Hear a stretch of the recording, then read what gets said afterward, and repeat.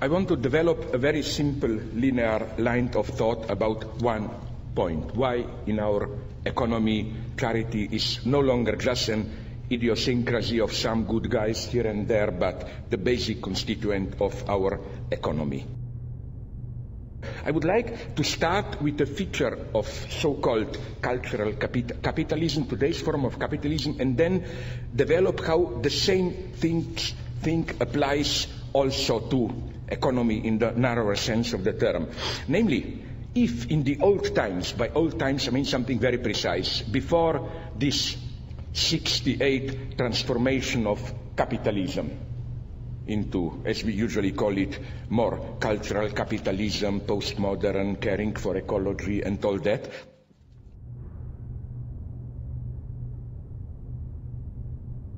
What changed?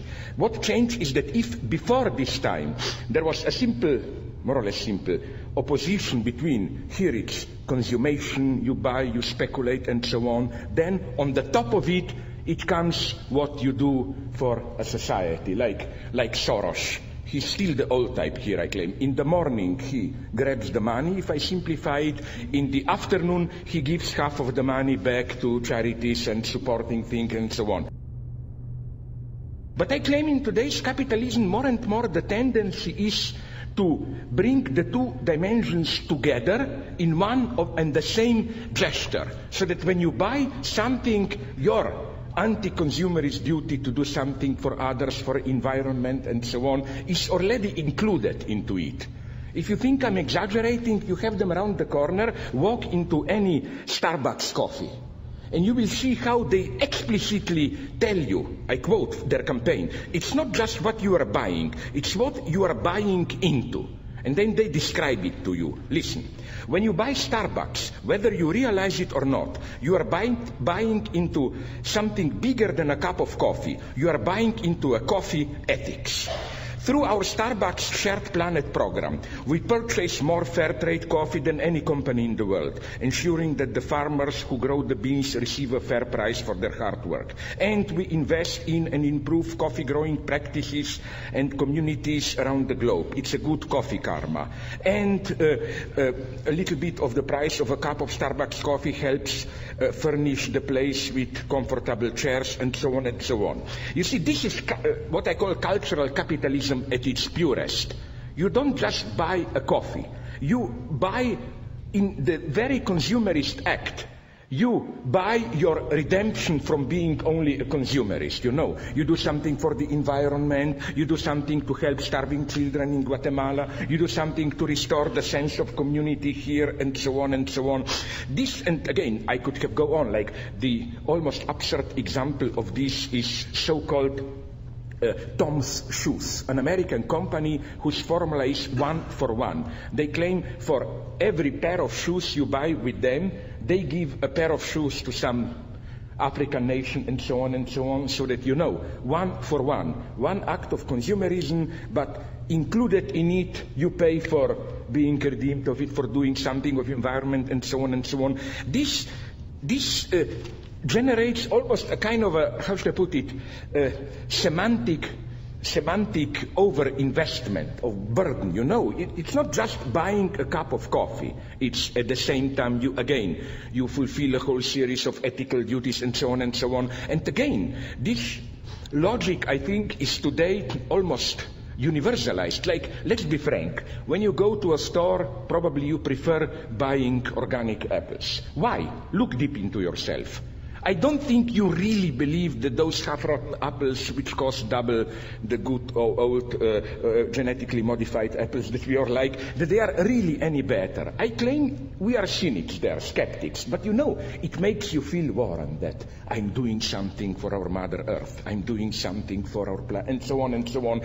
You get all that. So my point is that this very interesting short circuit where the very, as it were, act of egotist consumption and so on already includes the price for its opposite.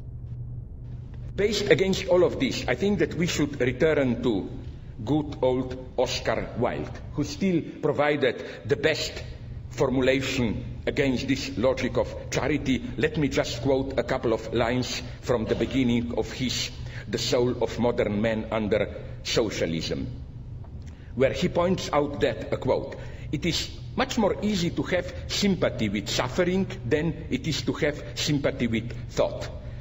People find themselves surrounded by hideous poverty, by hideous ugliness, by hideous starvation. It is inevitable that they should be strongly moved by all this. Accordingly, with admirable, though misdirected intentions, they very seriously and very sentimentally set themselves to the task of remedying the evils that they see. But their remedies do not cure the disease, they merely prolong it. Indeed, their remedies are part of the disease. They try to solve the problem of poverty, for instance, by keeping the poor alive, or in the case of a very advanced school, by amusing the poor. But this is not a solution, it is an aggravation of the difficulty. The proper aim is to try and reconstruct society on such a basis that poverty will be impossible, and the altruistic virtues have really prevented the carrying out of this aim. The worst slave owners were those who were kind to their slaves, and so prevented the horror of the system being realized by those who suffered from it, and understood by those who contemplated it. Charity degrades and demoralizes. It is immoral to use private property in order to alleviate the horrible evils that result from the institution of private property." I think these lines are more actual than ever. Nice as it sounds, basic income or this kind of a trade with the rich is not a solution. There is for me another, because of the whole series of problems, I see here another problem, again, which is, this is for me the last desperate attempt to make capitalism work for socialism. Let's not discard the evil. Let's make the evil itself work for the good. You remember, you are not old enough, I am, how we were crazy 30, 40 years ago, we were dreaming about socialism with a human face. You know, like it is as if today the utmost radical horizon of our imagination is global capitalism with a human face. We have the basic rules of the game, we make it a little bit more human, more tolerant, with a little bit more welfare, and so on and so on. First, my attitude is here, let's give to the devil what belongs to the devil. And let's recognize that in the last decades, at least, till recently, at least in the Western Europe, I mean, there is no bullshitting here, let's admit it. I don't think that in any moment in human history did such a relatively large percentage of population live in such a relative freedom, welfare, security, and so on. I see this gradually, but nonetheless seriously threatened. When I gave that interview for Hard Talk yesterday, the guy, Sacker, who is a bright guy, he's not just another sucker, he told me, Stephen, you know, that, but you are basically misanthropic. I told him, yes, and they praised the British nation. You know very well that there is a certain type of misanthropy, which is much better as a social attitude than this cheap charitable optimism and so on. I think that a mixture of a slight, not the hardline apocalypticism, but let me call it like, you know, like we say, soft. No, Gianni Vattimo speaks about soft thought.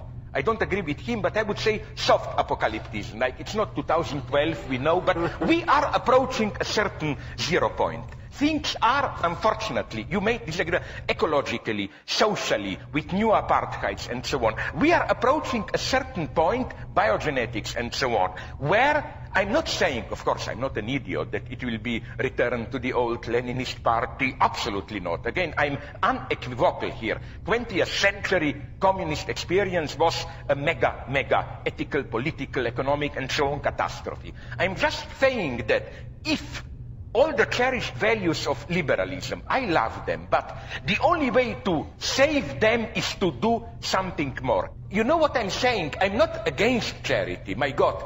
In an abstract sense, of course, it's better than nothing. Just let's be aware that there is an element of hypocrisy there. That in a way, you know, like my argument, and I don't doubt people who met him told me that Soros is an honest guy. But there is a paradox how, you know, he is repairing with the right hand what he ruined with the left hand, how should I put it, no? That's all I'm saying. For example, of course we should help the children. It's horrible to see a child whose life is ruined because of an operation which costs $20. But in the long term, you know, as Oscar Wilde would have said, if you just operate the child, then they will live a little bit better, but in the same situation which produced them.